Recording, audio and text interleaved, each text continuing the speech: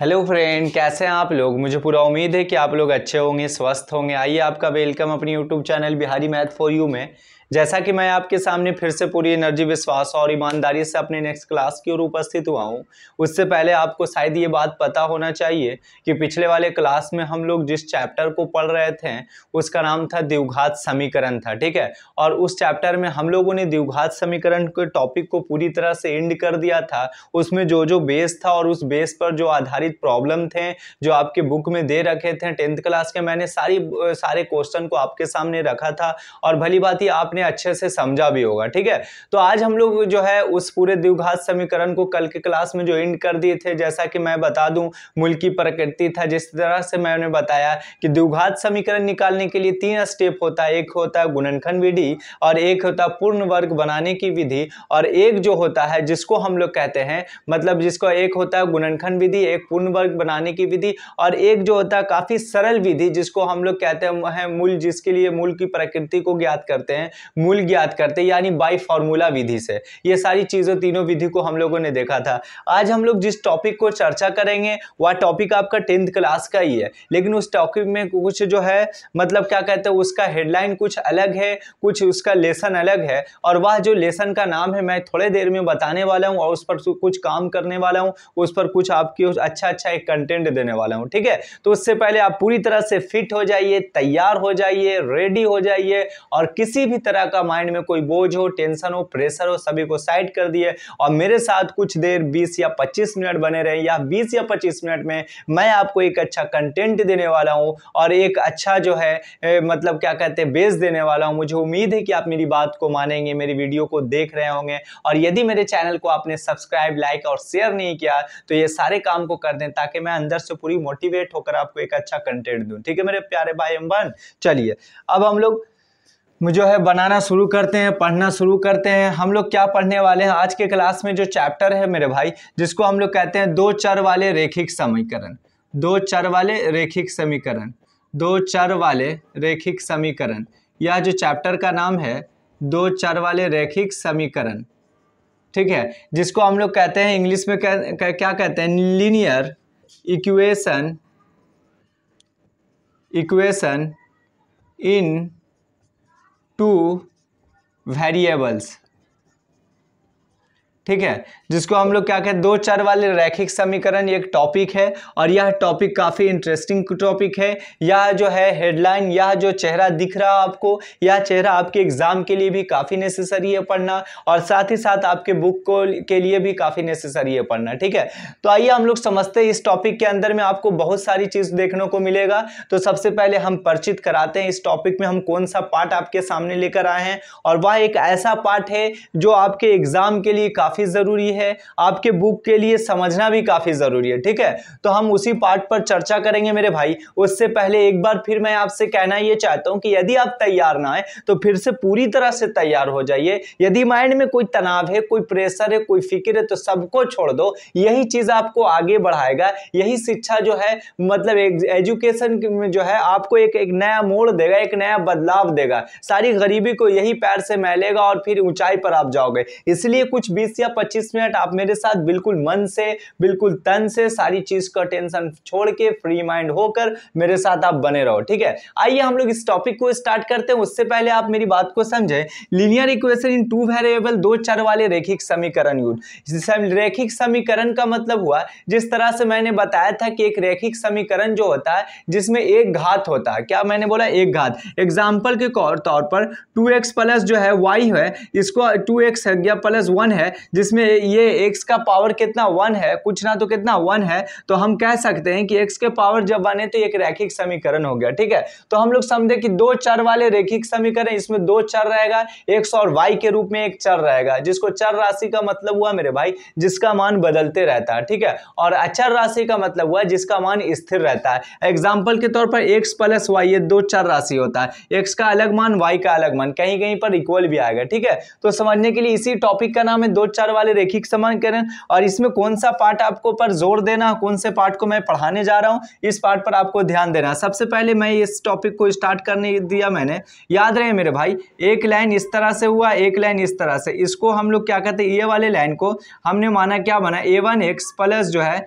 b1y अब plus c1 is equal to 0 है।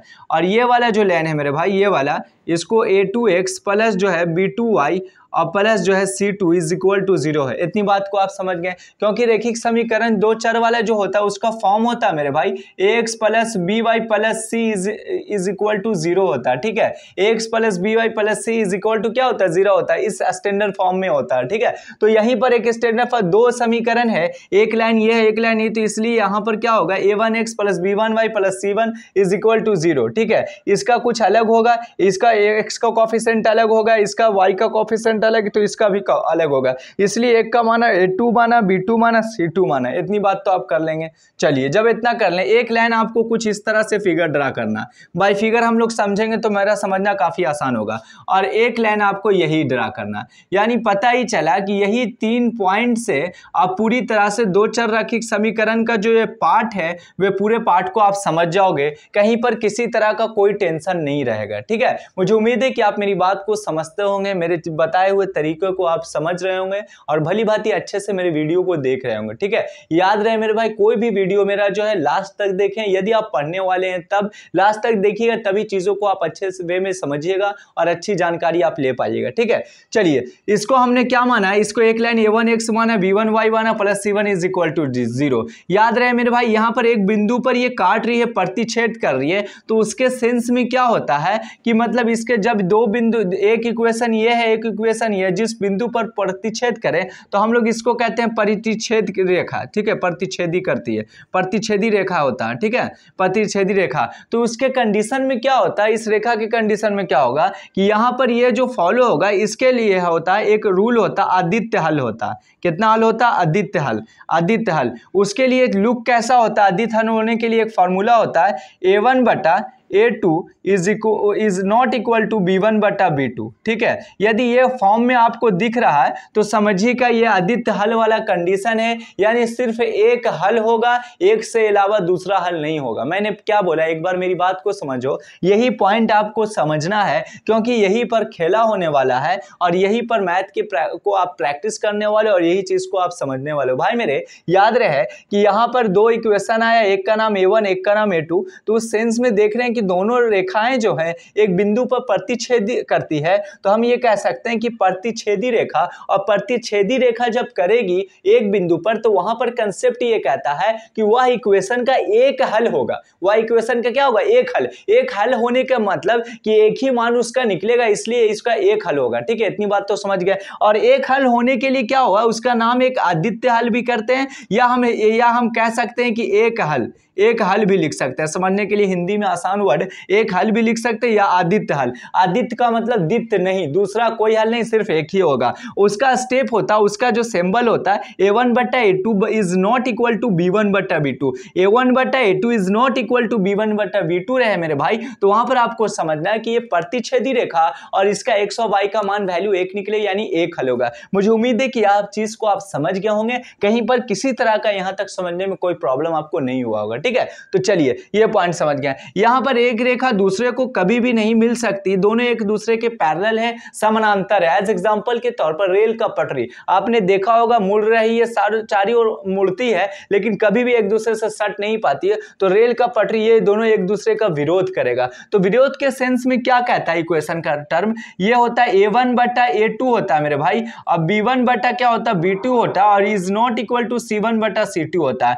ऐसा अगर टर्म रहे तो हम कह सकते हैं, क्या कह सकते हैं कि यहां पर समानांतर रेखा होते हैं, समानांतर रेखा है, समानांतर रेखा। ठीक है, और जब समानांतर रेखा रहे तो हम लोग यहां पर कह सकते हैं कि कोई हल नहीं, क्या वो कहेंगे, कोई हल नहीं, कोई हल नहीं हो सकते। इतनी बात समझ में आया कि नहीं? याद रहे मेरे भाई, एक हल होने के लिए, एक हल होने के लिए स्टार्टिंग में बराबर नहीं होगा, एक हल होने के लिए स्टार्टिंग बराबर नहीं होगा, यानी a1 बट्टा a2 बराबर b1 बट्टा b2। दो इक्वेशन है, इसलिए 200 फॉलो हुआ, सी के पास हम लोग नहीं गए अभी तक, तो a1/a2 is equal to not equal to b1/b2 यदि है तो समझ जाएंगे कि इसका एक हल होगा। और यदि आपके सामने a1/a2 is equal to b1/b2 is not equal to c1/c2 है तो यह रेखाएं समानांतर को बताती है, और जब रेखा समानांतर हो जाए तो इसका कोई भी हल नहीं निकल सकता। इतनी बात समझ में आया कि नहीं? मुझे उम्मीद है कि यह दूसरा टर्म भी आप समझ गए होंगे भली भांति,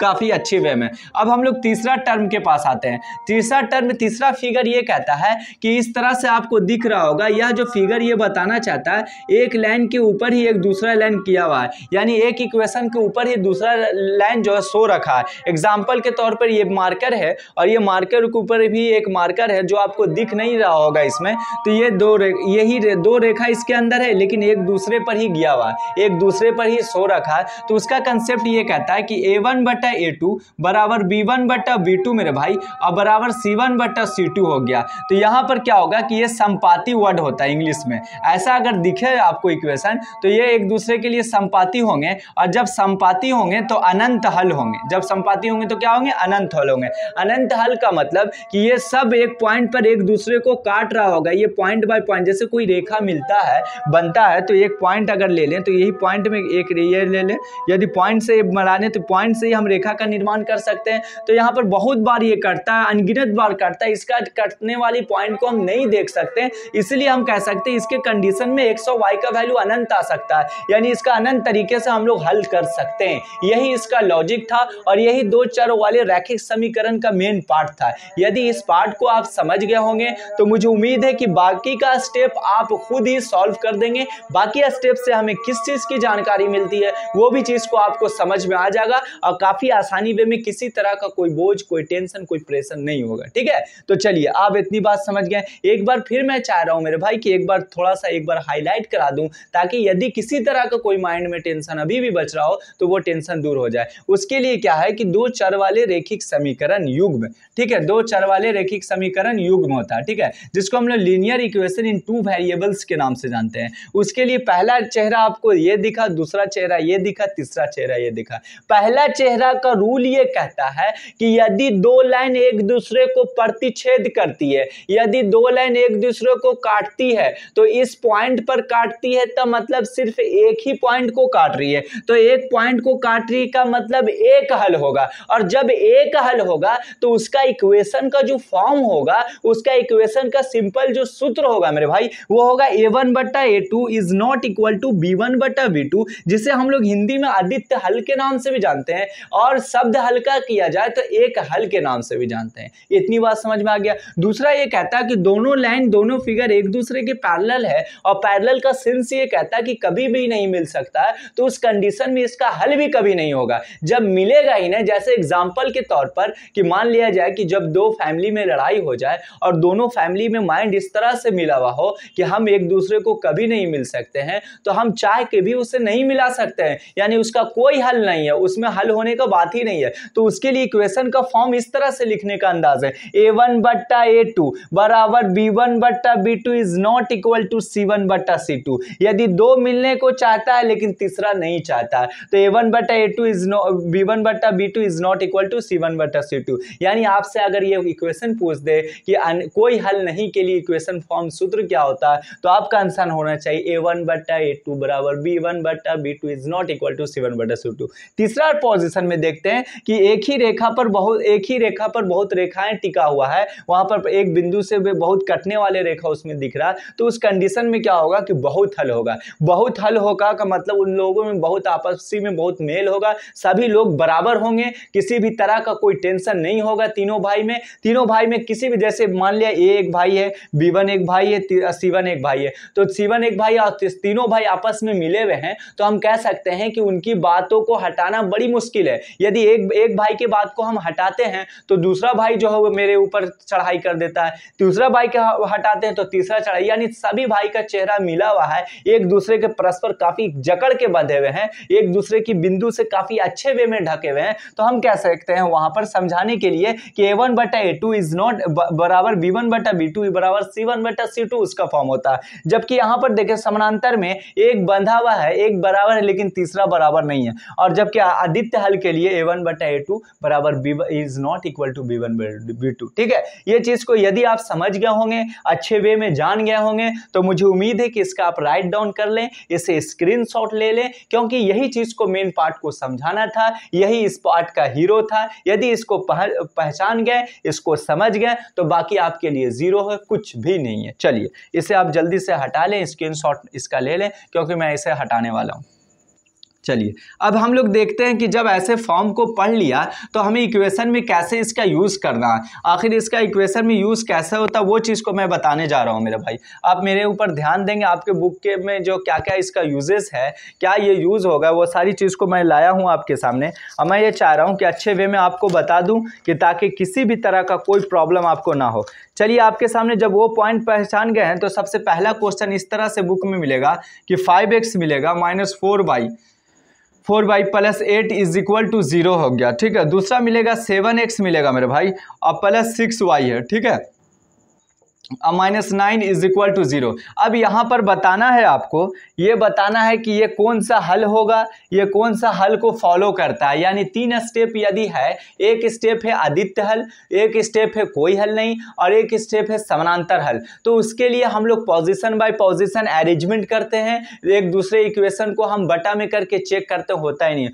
उससे पहले हम सबसे पहले क्या करते हैं, हम यहाँ पर से उस पॉइंट को a1 को हटा लें, b1 को हटा लें, c1 को हटा लें, a2 को हटा लें, b2 को हटा लें, c2 को हटा लें। इससे क्या होगा, putting the value getting the answer में हमें काफी आसानियां होंगी। ठीक है, अब यहां पर क्या करें मेरे भाई कि मतलब दोनों दो चर वाले रेखिक समीकरण युग्म है, तो हम लिख सकते हैं, क्या लिख सकते हैं, यहां पर a1 जो है, ये जो चेहरा दिख रहा है समीकरण युग्म, a1 बराबर 5 है, b1 बराबर माइनस 4 है। a1 किसको कहते हैं, x के कॉफिशिएंट को, गुणांक को a1 कहते हैं, और y जो होता है y y1 के कॉफिशिएंट को हम लोग 4 कहते हैं। तो y1 जिसको a1 हो गया, a1 इंटू b1 ये 4 हो गया, y1 ये हो गया, और यहाँ पर c1 जो हो गया वो आपको 8 हो गया। ठीक है, उसी तरह से जब इक्वेशन सेकंड में आते हैं तो इसके लिए a2 हो गया, a2 x के कॉफिशिएंट को हो गया, a2 7 हो गया। उसके बाद जो है b2 मेरे भाई y के कॉफिशिएंट 6 है, और c2 मेरे भाई माइनस 9 है। इतना हम जब छांट ले, इतना अलग कर लें। अब आगे का प्रोसेस कहता है,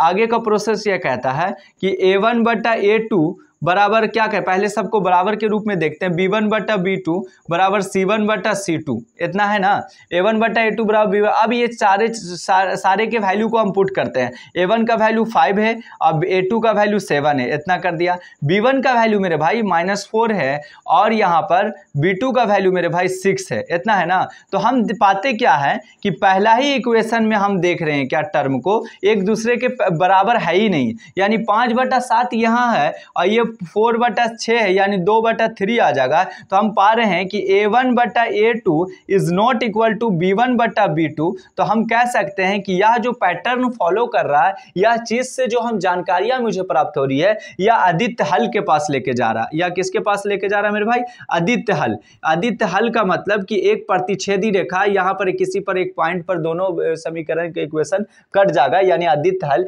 इसलिए मुझे आगे की ओर इक्वेशन की ओर नहीं गए, यानी C1 C2 से काम नहीं चलाया। क्यों नहीं चलाया, क्योंकि स्टार्टिंग में हमें रोक दिया गया। जब हमें रोक दिया गया दरवाजा के बाहर ही, तो हम घर में एंट्री नहीं मार सकते हैं, घर की चीजों को नहीं देख सकते। ठीक है, तो मुझे उम्मीद है इसी तरह से आपके एग्जाम में क्वेश्चन आएगा, कोई भी बदलाव नहीं होगा। ऐसे वे में आप उसे वहां से क्लू को हटा लें, a1 a2 b1 b2 c1 c2 इस सब को हटा के, और यहाँ पर putting the value getting the answer कर दे। ठीक है, यदि आपने ये कर लिया होगा तो फिर हम लोग अगले क्वेश्चन के पास आते हैं। आइए आप मेरे साथ बने रहें। अगला क्वेश्चन क्या है, इसी पैटर्न पर हम आपको रिवाइज करा देते हैं, ताकि किसी तरह का आपको कोई बोझ ना लगे। ठीक है, ये दूसरा नंबर क्वेश्चन है कि 6x है मेरा भाई, और -3y है, और यहाँ पर है +10 है। ठीक है, इज इक्वल टू 0 है, इतना है। आगे है 2x है, और -y है, अब प्लस जो है 9 है, इज इक्वल टू क्या है, 0 है, इतना है। अब मतलब दो चर वाले रेखिक समीकरण युग में हम देखते क्या है कि इसमें a1 जो है 6 है, इसमें b1 जो है -3 है, और इसमें c1 जो है 10 है, इतना है ना। उसके बाद देखते हैं कि a2 जो है 2 है, और b2 कितना देखते हैं मेरे भाई, b2 कुछ ना, y के कोएफिशिएंट कुछ ना तो -1 है, और उसके बाद c2 कुछ ना है तो c2 कितना, बाकी जो बचा 9 है। इसलिए हम क्या करते हैं, आगे चल के समीकरण को पहचानने के लिए हम क्या करते हैं कि A1 बटा A2 बराबर B1 बटा B2 बराबर C1 बटा C2 करते हैं ना, इतना कर देंगे। अब पुटिंग करते हैं 6 बटा 6 ऊपर A1 का वैल्यू, A2 2 हो गया, अब B1 का वैल्यू -3 हो गया और B2 का वैल्यू -1 हो गया। आगे स्टेप देख रहे हैं C1 बटा C2, यानी ये 10 हो गया और ये कितना हो गया 9 हो गया, ये दोनों इक्वल नहीं है। अब देखिए दूध तिया कितना हो गया मेरे भाई 6 आ गया, ये यहाँ कट गया, यानी 3 बराबर इज नॉट इक्वल टू 10 बटा 9, यानी ये चीज को फॉलो कर रहा है। A1 बटा A2 बराबर B1 बटा B2 is not equal to C1 बटा C2।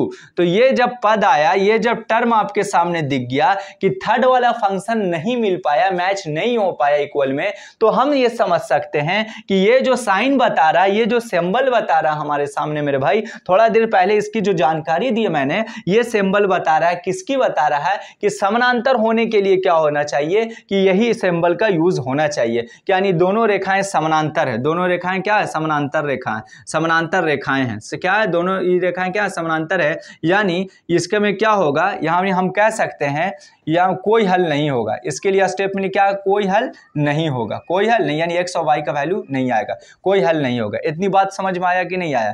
इतनी बात समझ में आ गया, यानी हम कह सकते हैं इसका कोई हल नहीं है ये इक्वेशन का, ये समानांतर है, एक दूसरे के पैरेलल है, इसीलिए यह पैरेलल के कंसेप्ट में ऐसा शर्त लागू होता है। ठीक है, मुझे उम्मीद है कि यह कंसेप्ट को भी आप समझ गए होंगे, कहीं पर किसी तरह का कोई प्रॉब्लम नहीं हुआ होगा। चलिए अब इसे आप राइट डाउन कर लें, फिर मैं आगे की ओर लिखने वाला हूं। चलिए उम्मीद है कि आप कर लिए होंगे। अब आगे देखो मेरे भाई, अब आगे हम लोग क्या देखते हैं उसको भी थोड़ा सा ध्यान दे दो आप। आगे हम लोग ये स्टेप देख ले, एक और क्वेश्चन है उसको भी बना लेते हैं कि ये 9x है और ये आगे ये है +3y है और प्लस क्या है 12 है, इज इक्वल टू कितना 0 है। ठीक है, दूसरा इक्वेशन 18x है और प्लस जो है 6y है और प्लस जो है 24 है, इज इक्वल टू कितना है 0 है।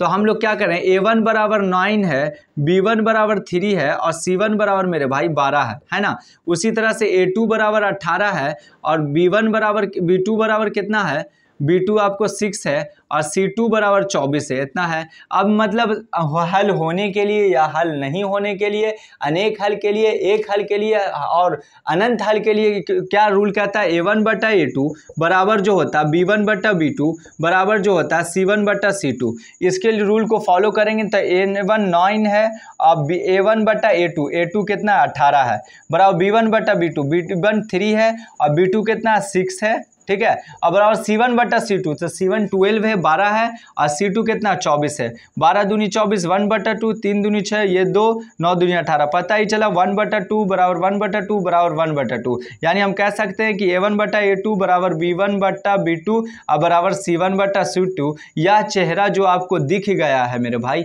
यह चेहरा बता रहा है कि बिल्कुल जो है एक दूसरे के समानुपाती है, एक ही रेखा पर दोनों टिका रखा है, यानी ये रेखाएं जो इक्वेशन समपाती रेखाएं हैं, ये क्या है समपाती रेखाएं हैं, यानी इसका जो होगा अनेक हल होगा, अनेक हल होगा, यही इसका आंसर होना चाहिए। यानी इससे पता ही चला कि तीनों जो फंक्शन मैंने दिया था बाय फिगर मैंने बताया था, उसके बाद जो सिंबल इसका संकेत नियम बताया था हल होने के लिए, एक हल के लिए, अनेक हल के लिए और अनंत हल के लिए, वो उम्मीद है कि वो टर्म को आप पहचान गए होंगे। उस पर आधारित मैंने 3 एग्जाम्पल आपके सामने रख दिया और इसी तरह से आपके बुक में भी क्वेश्चन आएगा और इसी तरह से आपके एग्जाम में भी आएगा और आपका पकड़ इस पर मजबूत होना चाहिए। यदि A1 और A2 पर और B1 और B2 पर पकड़ अच्छा है तो आप ऐसे क्वेश्चन को बना देंगे काफी आसानी वे में। ठीक है, चलिए अब हम लोग अगले क्वेश्चन के पास आते हैं। अगला क्वेश्चन क्या कहता है मेरे भाई, उस पर ध्यान देंगे।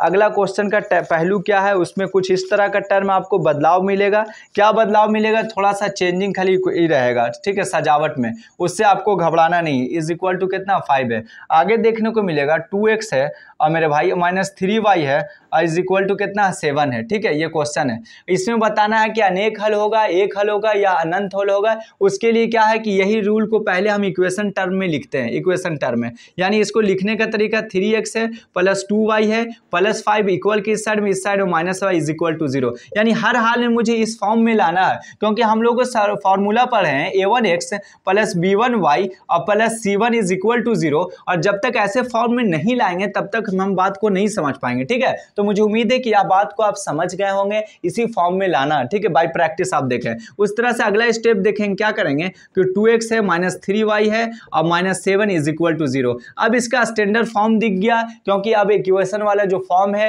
हल होने के लिए जो तरीका बताया गया है दो चर वाले रैखिक युग्म का, समीकरण युग्म का, वो चीज में मैंने पहलू में इसे ला दिया। ठीक है, अब जब ला दिया तो बाई इसका वैल्यू लिखेंगे कि a1 बराबर 3 हो गया, b1 बराबर जो 2 हो गया और c1 बराबर -5 हो गया, इतना लिख देंगे। उसी तरह से क्या लिखेंगे मेरे भाई, a2 बराबर जो लिख देंगे 2 लिख देंगे और b2 बराबर जो लिख देंगे -3 लिख देंगे और c2 बराबर -7 लिख देंगे, इतना कर देंगे। अब हल होने के लिए, नहीं होने के लिए एक बार हम सबको बराबर करते हुए आगे बढ़ेंगे। a1 बटा a2 बराबर b1 बटा b2 बराबर c1 बटा c2। अब इसी में बिल्कुल जो है पकड़ा जाएगा अंक कि डिजिट कौन बराबर है या नहीं है, फिर आगे के स्टेप को चुनेंगे। Putting the value getting the answer. a1 का वैल्यू 3 है मेरे भाई, हम 3 रख दिया और a2 का वैल्यू 2 है, हम 2 रख दिया, इतना कर देंगे। b1 का वैल्यू 2 है, हम 2 रख दिया, b2 का वैल्यू -3 रख दिया। अब आगे स्टेप क्या है, c1 बटा c2, c1 का वैल्यू -5 है और c2 का वैल्यू -7 है। इस तरह से देख रहे हैं क्या, ये 3 बटा 2 है और ये 2 बटा 3 है, कभी एक दूसरे के बराबर नहीं है,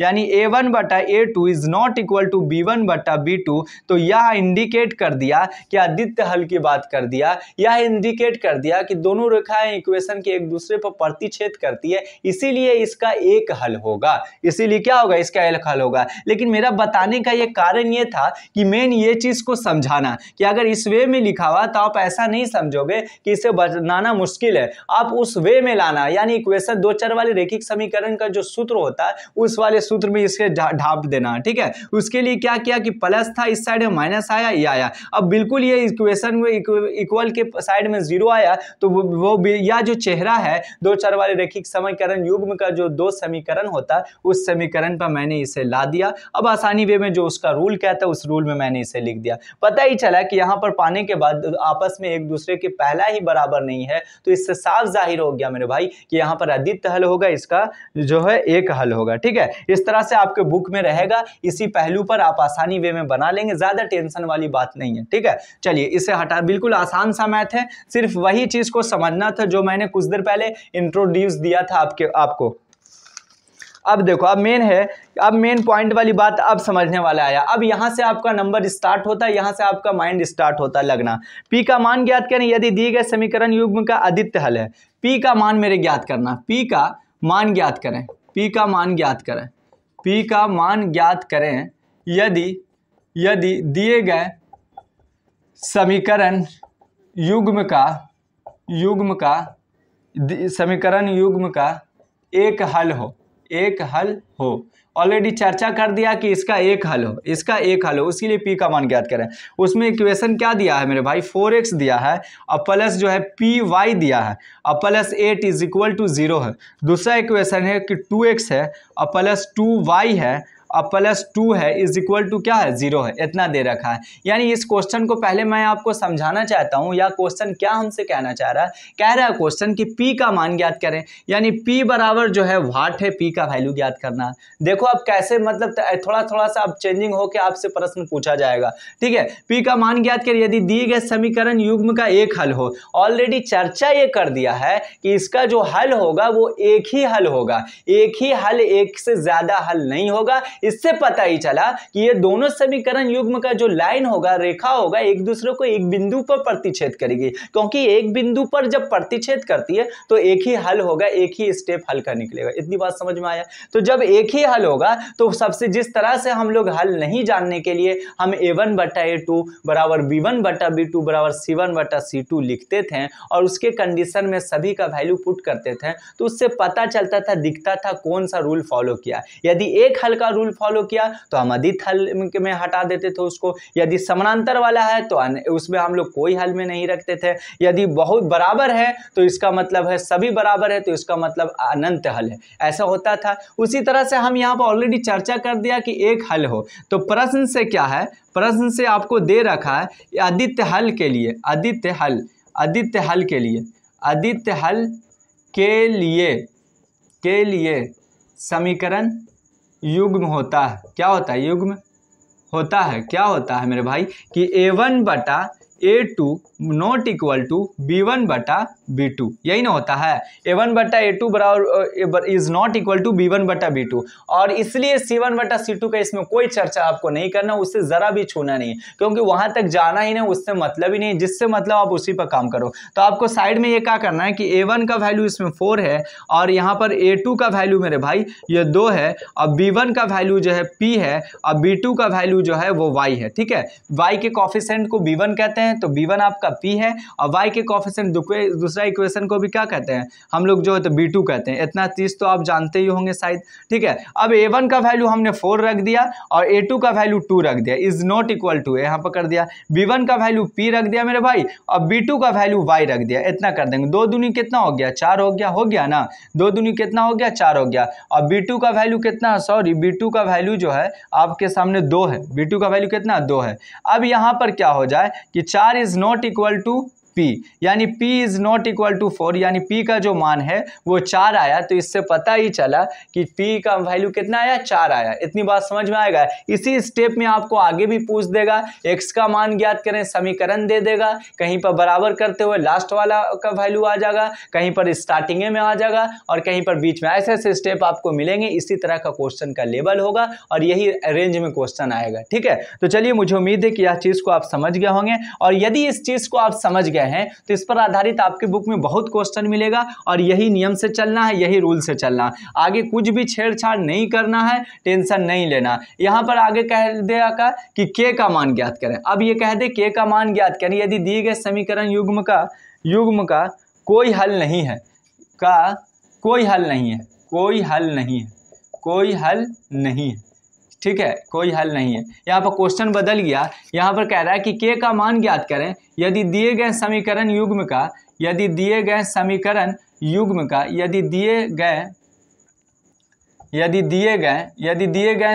युग्म का कोई हल नहीं है। और आपके सामने इक्वेशन इस तरह का है कि 3x है मेरे भाई, और प्लस y है इज इक्वल टू 1 है, फिर उसके बाद 2k माइनस 1 इंटू एक्स है, और प्लस जो है k माइनस 1 है, और इंटू y है इज इक्वल टू है 2k प्लस 1 है, 2k कितना प्लस 1 है। तो आपको यहाँ पर बताना है कि इसका कोई हल नहीं है। तो सबसे पहले यह पॉइंट को आप समझना है कि कोई हल नहीं होने के लिए क्या होगा, यह स्टेप को, यह सूत्र को आपको ध्यान में लाना। तो उसके लिए सूत्र यानी कोई हल नहीं का मतलब समानांतर है, पैरेलल है। इसका मतलब क्या होगा, पैरेलल के सेंस में होगा A1 बटा A2 बराबर B1 बटा B2 is not equal to C1 बटा C2। ठीक है, यही स्टेप होगा। आइए इसी स्टेप पर पहले हम लोग इस फंक्शन को सजाते हैं। ये फंक्शन को हमने समीकरण युग में लाते हैं। आपके सामने 3x है मेरे भाई, प्लस y है, माइनस 1 इज इक्वल टू 0, पहला इक्वेशन बन गया। दूसरा है 2k माइनस 1 इंटू एक्स हो गया, और plus k minus 1 into Y हो गया, और ये पूरा माइनस में आ जाएगा, यानी 2k plus 1 is equal to 0। इतना कर देंगे, पता ही चला इक्वेशन फर्स्ट हो गया, इक्वेशन सेकंड हो गया ना, जिसको हम लोग A1 A2 और B1 B2 के नाम से जानते हैं। अब हम लोग लिख ले A1 का वैल्यू कितना 3 है, और B1 का वैल्यू कितना मेरे भाई 1 है, और C1 का वैल्यू कितना मेरे भाई -1 है। ठीक है, उसी तरह से A2 का वैल्यू तो 2k माइनस 1 है। ठीक है, यहाँ आप ध्यान देंगे x के कोफिशिएंट को हम लोग यहाँ पर दूसरे इक्वेशन को A2 कहते हैं, और B2 का y के कोफिशिएंट को यानी k माइनस 1 है, इतना है। और C2 जो हो गया वो आपको ये C2 आ गया, जो बचा वो C2 आ गया, -2k प्लस 1 हो गया ना, यही हो गया। अब हम लोग यहाँ पर देख रहे हैं, क्या देख रहे हैं, प्रश्न से क्या देख रहे हैं मेरे भाई, प्रश्न ऑलरेडी चर्चा कर दिया, कोई हल नहीं होने के